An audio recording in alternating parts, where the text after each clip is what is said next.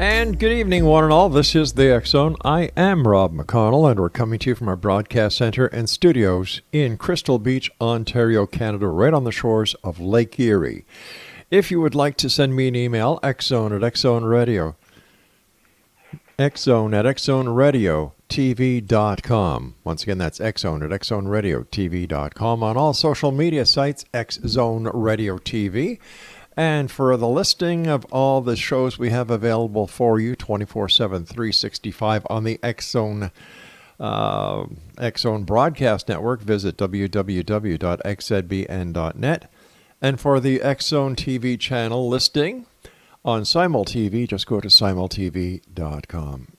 First of all, before I get to my very special guest of this hour, I would like to take this opportunity of wishing you and all your families a very happy Thanksgiving. Now, Thanksgiving here in Canada was last month, but you know, we have so many wonderful friends and listeners in the United States and the U.S. territories that without wishing you a happy Thanksgiving just would not make my year complete. And you, the X Zone Nation, for the last 30 years, that's exactly what you've done. January 18, 2020, the 30th anniversary of this show, the X Zone Radio TV show, as well as the very first publication of the X Chronicles newspaper. So thank you very much, X Zone Nation, for helping us grow and get the message out there that fact is stranger than fiction. Wonderful. Thank you so much, X Zone Nation. My guest this hour, X Zone Nation, is a gentleman we've had the pleasure of having on the show a couple of times. His name is T.D. Barnes. He is an author and entrepreneur. He grew up on a ranch at Dalhart, Texas. He graduated from Mountain View High School in Oklahoma and embarked on a 10-year military career.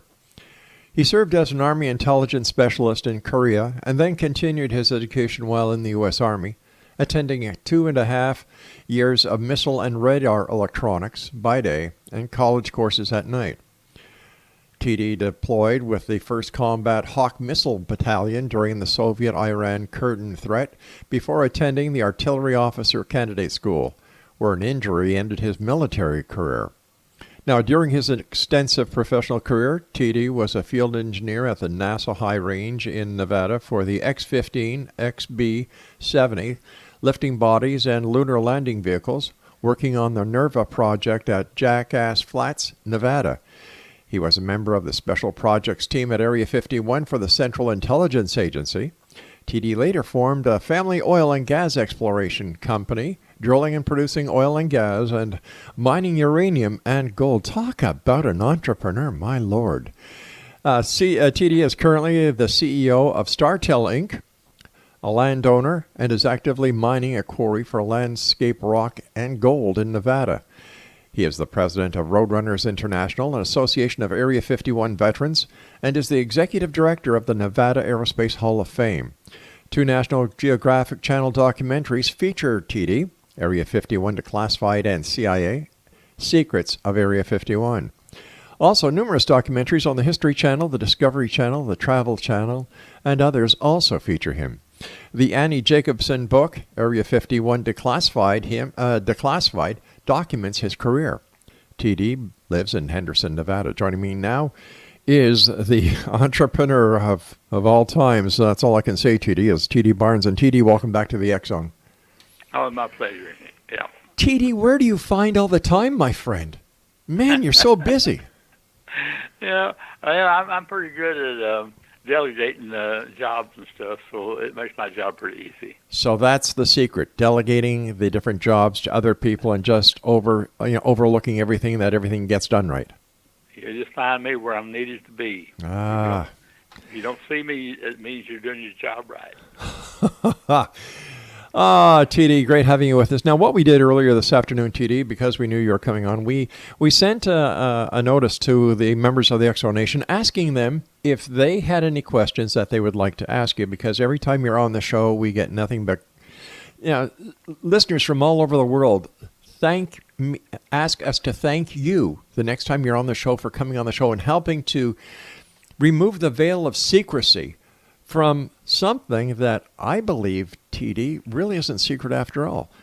So here's a couple of the questions for you. Are you ready? I'm ready. Okay. This one is from a gentleman in Nevada. He says, do you still stand by the comments you made about Annie Jacobsen that you wrote years ago? Absolutely, yes. We put it this way, we do not exchange Christmas cards. Oh, you don't? Now, would you mind if I sent you a Christmas card? Yeah, it'd be welcome. All right. Now, here's another one. This one is from Anchorage, Alaska.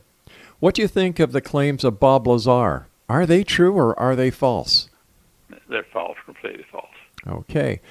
This one here is from Atlanta, Georgia.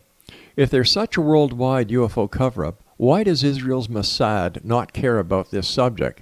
And why aren't they all over the secret UFO Roswell medals or what's known now as arts parts? I wasn't aware that Israel was involved in it that much. No. The question is, if there's such a worldwide UFO cover-up, like the UFO community says, Stephen Bassett and the TTSA and Doug DeLong and crew, if there is this cover-up, why doesn't the Mossad care about this? First of all, I'm not aware of any cover-up. There's always been stories, that cover up on this, the moon landing and all that kind of stuff. Yeah. And first, I think if there was one, it'd be burst wide open by Israel or the United States or anyone would bust it right open. I use this analogy. If the President of the United States cannot have a sexual encounter of an oral kind in the White House, the most secure building in the entire world, without the world knowing months later, how in the name of heaven are you going to hide a crashed UFO and dead and living aliens? I mean, other than the ones that come from Mexico. Absolutely. If they really had a crash, that's all the media would be talking about. Sure. And people would be by the millions trying to get to the crash site or anything like that. You just don't. You got a select few that believes in that, but put it this way: you don't see people standing outside at night looking for UFOs. No, that is so true. And TD, I've been doing this show for 30 years. Come next month, and nothing has changed within the UFO community, or the Bigfoot community, or the ghosts, or the Loch Ness Monster. Everything hasn't changed except the different people who are getting involved because of their access to the internet. So, people say, well, Rob, if that is your feeling, why do you keep doing your show? Well, it's very simple. I want to believe. If it's out there, prove it to me. It's that simple. Yeah, absolutely. Keep a broad mind on it. There's no reason to shut it out. Yeah. All right, this one here is from Kingston, Jamaica.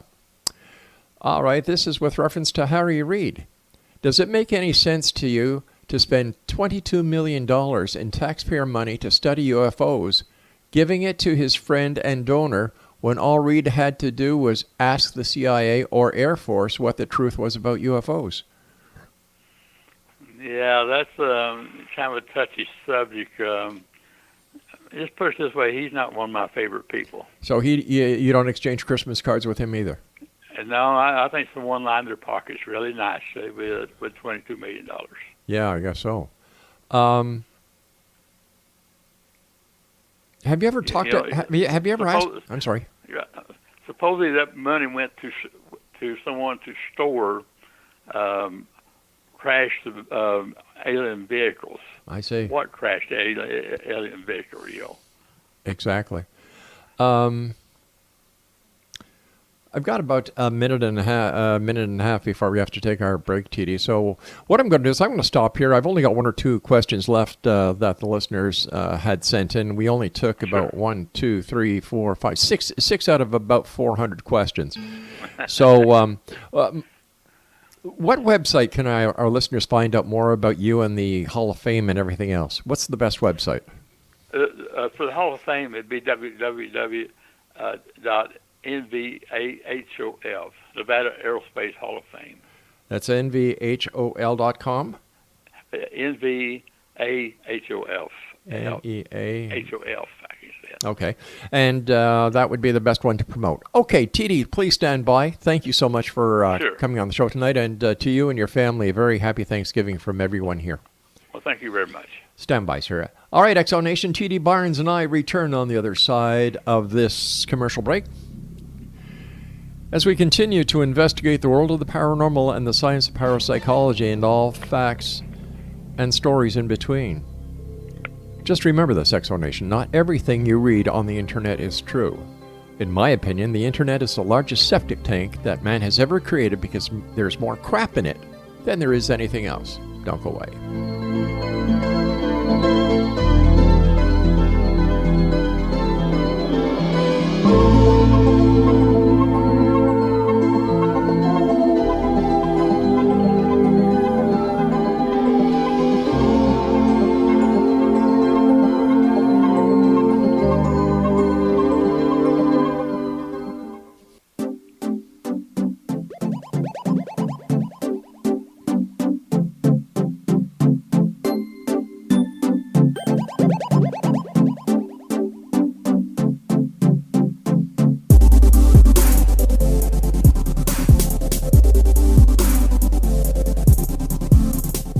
And welcome back, everyone. This is the X-Zone. I am Rob McConnell. TD Barnes is our very special guest this hour. Before I get back to TD, I would just like to remind you that what we are doing here at Relmar McConnell Media Company, the parent company of everything we do, is we are paying forward in a very unique way.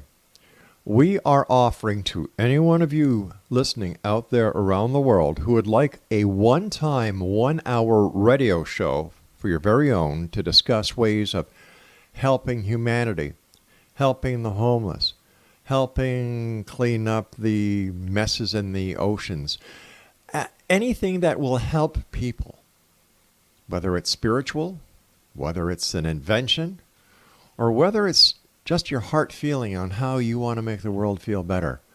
We will give you a one-time, 1-hour radio show that we are going to be putting on a brand new network that we formed just for this idea called For the People Broadcast Network. There is no cost whatsoever. We will produce your show. We will edit it. We will put it up on all the media platforms. We will put it in our archives. We will make sure that your show gets airplayed at least 30 times in the first month. No catch whatsoever. We will also give you a full-page ad in the X Chronicles newspaper. No catches, no cost to you whatsoever. This is our way of trying to pay it forward for all the help and all the people that we've had over these past 30 years who've helped us to get the message across that we try and do so desperately each and every night here in the X-Zone. Nothing has changed in my heart since I started this airing of this show 30 years ago to make a positive difference in one person's heart each and every night. So from me, my wife, the members of the Relmar McConnell Media Company, and all our affiliates, all our subsidiaries, thank you. Thank you for helping us to get where we are today so that we can bring the messages, the truth to you, the listeners, with having guests like my guest tonight, TD Barnes. And TD, always great talking to you. When we were during the commercial break, I was chuckling about what you said about, sending Annie Jacobsen a Christmas card. How different was what you said to her in the book compared to what was actually published? She was go ahead, sorry. No, sir. She was fairly accurate throughout most of the book. She interviewed the people, and it was. We thought we were going to have a great book. That would be, you might say, the Bible on what happened at Area 51. And then she decided that something would sell better. She added the bit about the aliens and all that kind of stuff, and she just totally threw us under the bus. And when she on the last chapter, the rest of it was good. We had no problem with that. But of course she made a few million off of it by putting that kind of stuff out there. So when she was talking to you and the other fine members who served the people at Area 51 and other locations, around the world protecting democracy, freedom, and the American way of life, no one mentioned aliens, no one mentioned ETs, no one mentioned crashed UFOs? Not at all. In fact, what really hurt us, we took her back to CIA and in CIA headquarters and let her tour that, and we did a 10-day, you might say a legacy tour, where we went to all the agencies in Washington, all the, the DIA, CIA, you name it, and she got to tag along, and we were getting panel discussions. Like we're talking tonight, this is something that once the CIA started declassifying this stuff, they wanted us out. So sure. We do talks at universities and places like that, just to get the story out there, what really went on at Area 51 while the CIA was there. And anyway, she got to see all of that. We introduced her to the commanders and, a lot of top people.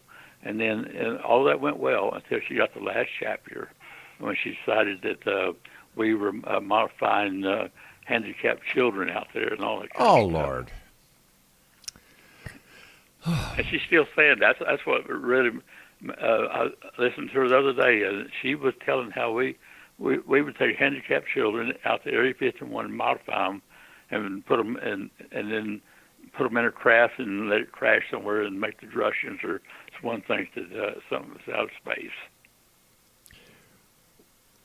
Based on the extensive knowledge you have as a contractor for a former contractor for the CIA, having worked extensively at Area 51 on such great projects as the X-15 and the XB-70, I believe. Right. Where did the myth about UFOs ever come from, and the myth of the crashed craft and the reverse engineering? Where did this come from? I can tell you exactly. CIA is one that formed Area 51, and everyone that worked out there, including the Air Force, worked for the CIA. And then they started in 1955. 1979, the CIA turned it over to the Air Force. Up until that point, no one had ever heard of Area 51. There was no UFO stories or anything.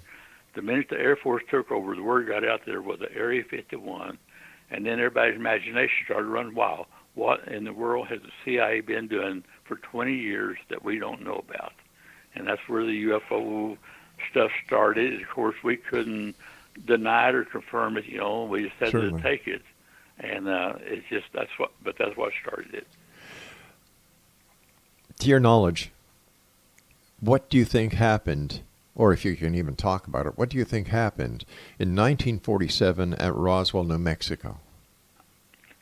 I think it was probably a balloon project, more or less like they've talked about, or even some kind of a prototype. We were back then. Northrop was already experimenting with the flying wing, and it's a possibility that we crashed a prototype or something there, but we've never believed that it was a saucer or anything like that. Something that's been very popular these days on the internet, as the gun camera footage that was taken by a craft from the Nimitz, and how this all led up to the article being written by the New York Times and then Tom DeLonge and To the Stars Academy and that crew. I'm sure you've seen the footage. Yeah. Okay, now this is what I believe it is. Okay, and then if you'd like to comment on it, that would be great. I believe that what they photographed was an experimental craft or a top secret craft that had been under development by the U.S. on a project that was totally high security, highly classified, and it was being tested. And I believe that the part of the story that is not getting out there is that there were parts of the U.S. Navy that knew exactly what was going on. That's what I believe it is. Yeah, I've got a pretty strong theory on this myself. This is speculation, but first of all, it came from just one Navy system, a new system that they were trying out. And first of all, I think that the video was probably leaked, and it embarrassed them. And but it's not, in 1960, that's where I first got involved with the CIA. Is we were getting ready to develop the A-12 out at Area 51, a Mark III plane, to replace the U-2. And we knew that the Soviet Union, the radar, Russia had a new radar, the Tall King. And we need to know if it would be able to track the A-12 and shoot it down. And they moved one to Cuba. And so Project Palladium, this is declassified. Right. CIA initiated Project Palladium, where we had a ghost plane flying, full electronics, would fly it at Cuba, and they turn on the radar, and we created a ghost plane, or maybe 20 ghost planes, electronic planes, would answer their radar. But then we'd have a submarine out in the ocean that would release balloons of different sizes that had metallic cubes in them, and we were trying to determine the strength of the radar. How small stuff can it track, and that sort of thing. And but even in the 1960s, we were spoofing radar, and I think that's exactly what happened here. Is they were testing this new system they got. Let's see if it will work, and they used some of their spoofing on it, and the spoofing worked. Yeah, it was picking up stuff because we know we electronically create ships and create planes all day long. That's no telling what you can do now, because we did that back in 1960. But creating an electronic image that would turn up on the radar of the aircraft carrier group as well as on the fighters, how would the electronic image create something that the pilots would actually capture on their gun cameras? Now, just think about that for a sec. We're going to be back after this commercial break. Exonation, my guest this hour, T.D. Barnes, and I will return talking more about the CIA Area 51 and much more. I'm Rob McConnell. This is the X Zone. Don't go away.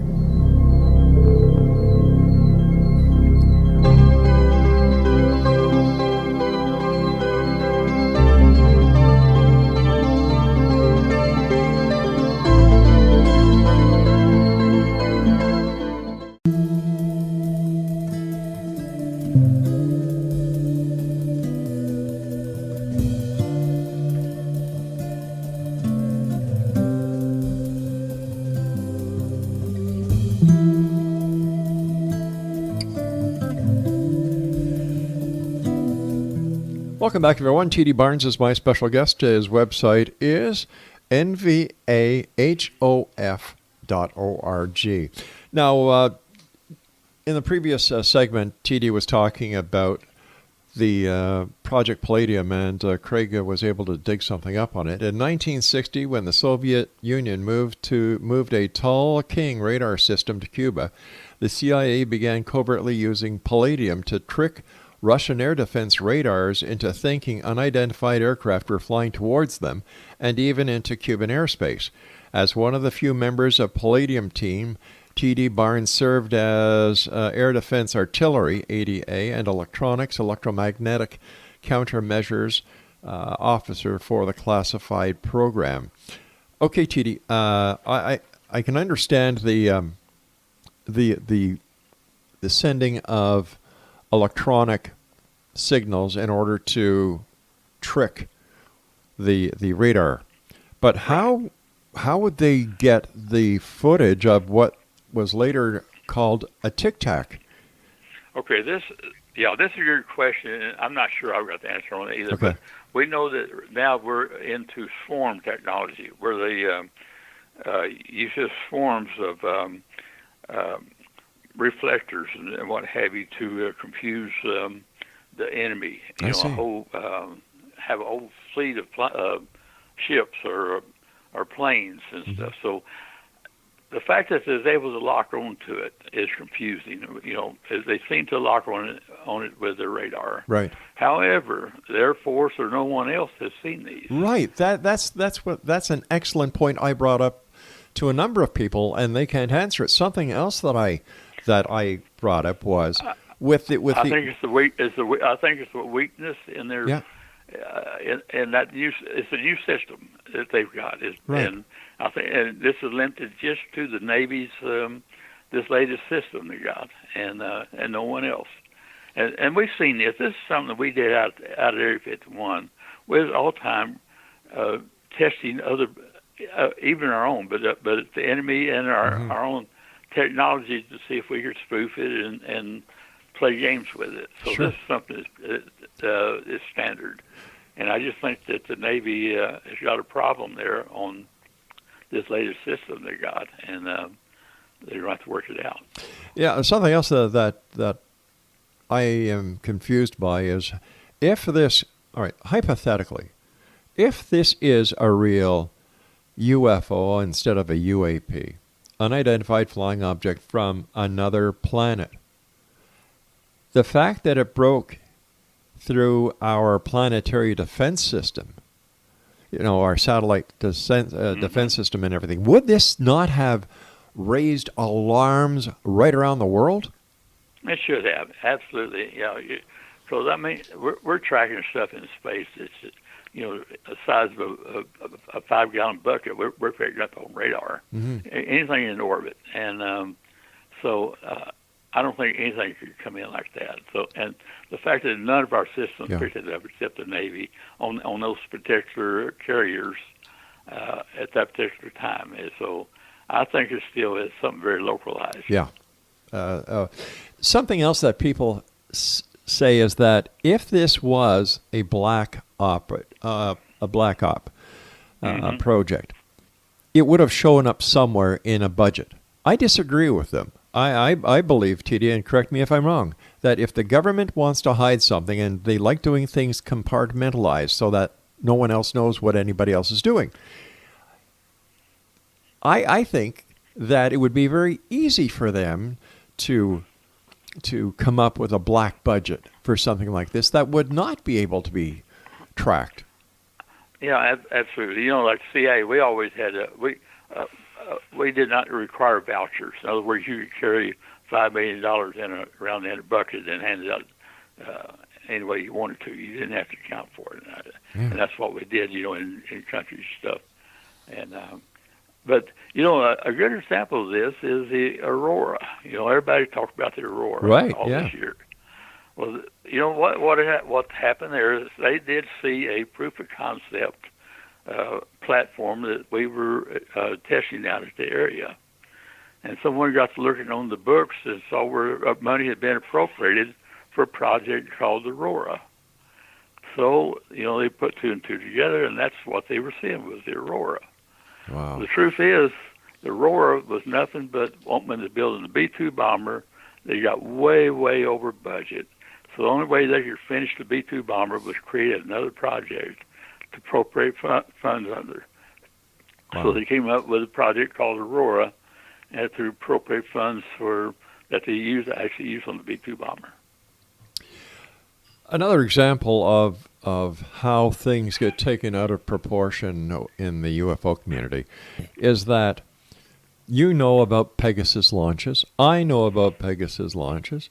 But there are so many people, and I'm talking about some of the top people who claim to be experts in the UFO field, have never heard of a Pegasus launch. Yeah, I know it. Exactly. You know, the best example that I give of a Pegasus launch was the launching of the X-15.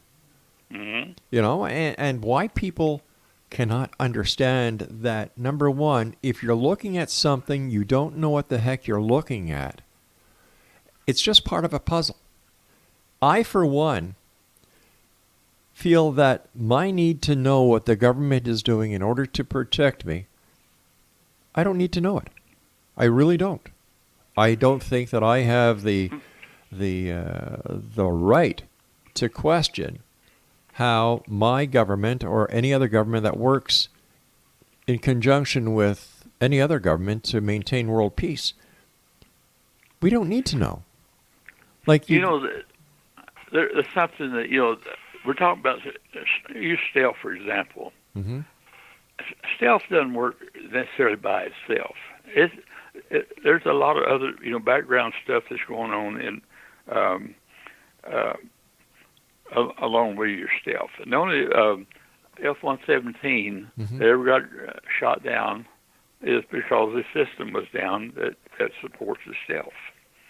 And we just got a lot of stuff that we deploy on the battlefield if we had to confuse the enemy, and just like what I was talking about on palladium. And there's just stuff out there we just don't have any idea what it is. What did you think about the storming of Area 51 a couple of months ago? Yeah, Fox News called me on that the minute they started talking about it, and wanted me to say why they shouldn't. I said, well, the first thing, besides, someone getting hurt out there or getting captured, I said, it's not going to be trespass. Mm-hmm. They go in there and say, if they're on foot, they might put them in jail, but if they're in a vehicle, they're going to blow them away. Right. That doesn't work anymore. But I said the biggest thing of it is going to be the lawsuits. I said, all the people coming out there, whoever organized this, whoever approves the permits, anyone who gets hurt is going to sue the dickens out of them, and that's exactly what happened. The lawyers lined up right now. We got lawsuits going like crazy, and that's what I predicted. I said, the people they think it's fun and games, but wait till they really start doing it. A lot of liability comes out of something like that. Yeah, it boggles me why people look at a sign that says no trespassing and they still want to go through because they think they know the truth. And they know very little at all. Another hot topic in the news, TD, that I'd like to get your opinion on is Doug DeLong and his gang at the Stars Academy. You have to clue me in on that. Okay, what that is, Doug DeLong, the former lead singer of a group called Blink 52, I believe, is a self-proclaimed UFO expert. And apparently members of the inner sanctum of the government have left the government and working with him on exposing the truth about UFOs, that the government and members of a very select few within the Pentagon are responsible for, including the leaking of the video footage from the Nimitz aircraft carrier group. Mm-hmm. Yeah, I don't know much about that. I knew there's something going on there, but I'm not knowledgeable on that. If at all, what do you think a reason would be for the government to deny the existence of extraterrestrial craft and extraterrestrials? Why would they, if they were real, deny the fact that they were here? In your opinion, this is just a hypothesis. I don't think they possibly could. That's something the government leaks like a sieve. They couldn't keep a secret, and so I don't think there's anything there to deny. And I talked to, in fact, just this last week, when we had our Hall of Fame thing here, we had a lot of the CIA people here, and our guest speaker was Dr. Roadrunners. What we're going to do is we're going to take our final break here, TD, because I don't want to interrupt you as you're telling the story.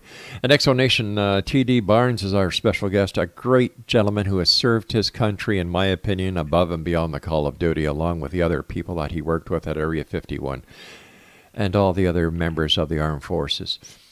If you'd like to find out more about TD, what he's up to these days, visit nvahof.org,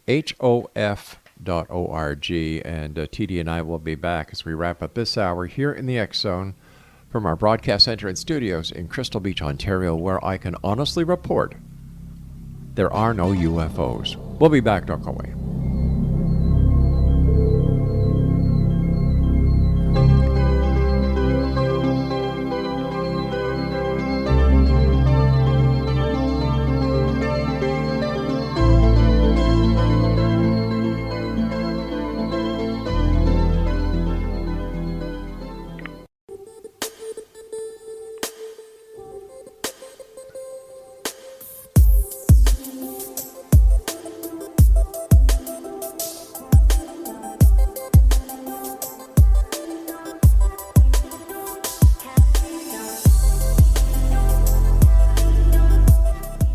Exonation, TD Barnes is our special guest this hour, and if you'd like to find out more about TD, the website is nvahof.org.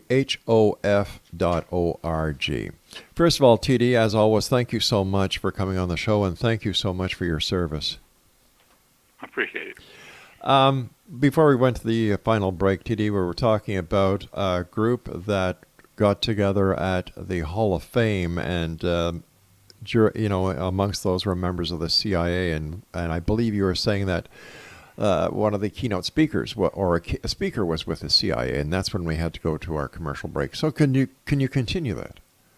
Yeah, that was our guest speaker this year was Dr.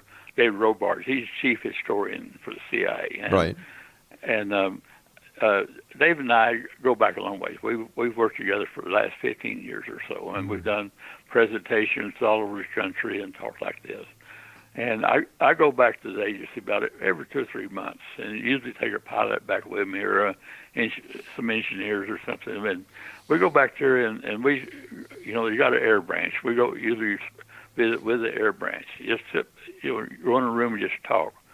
And first of all, the subject UFOs never ever comes up. I mean, no one, you just never hear it in our groups.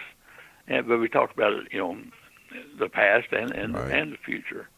But that's a subject that just never comes up. And I pointedly have asked Dr. Robards different ones about the UFO thing, knowing that people ask questions about it, and they say it's just nothing there. They don't spend their day thinking about UFOs. I'm sure they have bigger and better fish to fry.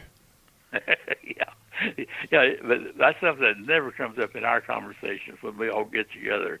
Just like this last week, we had people from the agency. We had people, airmen from 4 different Air Force bases were there, and just a lot of had Lockheed people. The vice president was there, and no one talks about UFOs. We talk about the planes and stuff, and but the future. We do a lot of talk about the future. But nothing there about the UFOs. Having heard you say that, I now have a better understanding why you and the other members who were part of Annie Jacobsen's book were so upset with her when she kind of threw you all under the bus with her final chapter on ETs and what was going on with the alien connection at Area 51. Yeah, I was there when Nightline was interrogating her about that, and she said, "Well, I had a source that told me the story," and they questioned, "You had one source, yeah?" They said, "Well, don't you think you should have got at least 1 or 2 more opinions?" And she said, "No, I'm a reporter." All of a sudden she wasn't an author; she became a reporter. She said, "This guy told me that, so I'm going to use it." And just simple as that, just because he said it. Well, I knew the guy that told her the story, and she kept bugging him, "Give me something juicy, give me something juicy." And to get her off his back one day, he just told her, just a yarn, you might say. Right. And she knew it wasn't true, but because he said it, she said, "I can use it in my book." And that's exactly what she told Nightline. She said, "He said it, so I'm going to use it." And that's what she did. But a reporter usually uses more than one source to vet a story. Exactly. Yeah. But we just felt betrayed by her because what she's saying is that we did that. We modified kids and handicapped people, everybody out the area, and she's still saying it. It's even gotten worse when you listen to her interviews that she does now. She talks about it. She goes into detail, how we enlarged her eyes and reshaped her heads. And I mean, she's lost it. It certainly does sound like that, Didi. I would imagine that getting together with your fellow CIA operatives and contractors, that the future must look amazing. It does, and particularly with Lockheed. I mean, I would love to know what all they're working on now. So they got to be so far advanced. All the aerospace of what we did. To think of what we did, 50 years ago, and that was before computers, with slide rules. So Wow. they've got to be so advanced that we can't imagine it. I still cannot believe, well, I believe it, but I have a hard time fathoming how the moon landing took place with the knowledge and the experience and the computer systems that they had back then. Apparently, the computer, the onboard computer on the command module, was no bigger than today. It was less powerful than today's home computers. Yeah, oh yeah, much.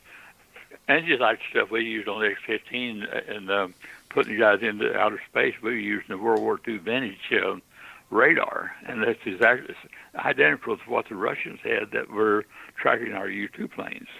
And it amazes me what we was able to do with so little back then compared to now. How do you deal when there are people who, to this very day, believe that America did not land on the moon, that it was all part of a hoax? That is so far out. If they only knew what all we went through. It's like with X-15. We weren't testing the X-15. Mm-hmm. It was nothing but a workhorse to test things that we were going to use in Apollo. Just about everything that went to the moon, we flew it first in the X-15. Your hydraulic systems, just about any component they're going to use on the Apollo, it was tested with the X-15. And sometimes they worked and sometimes they didn't. And that's what made the program so interesting for me, because it was almost every flight was a nail biter, if you're going to work or not, that sort of thing. It must have given you an unimaginable feeling of pride and being part of that great accomplishment that put our very first astronauts onto the lunar surface, knowing that you, T.D. Barnes, was part of that.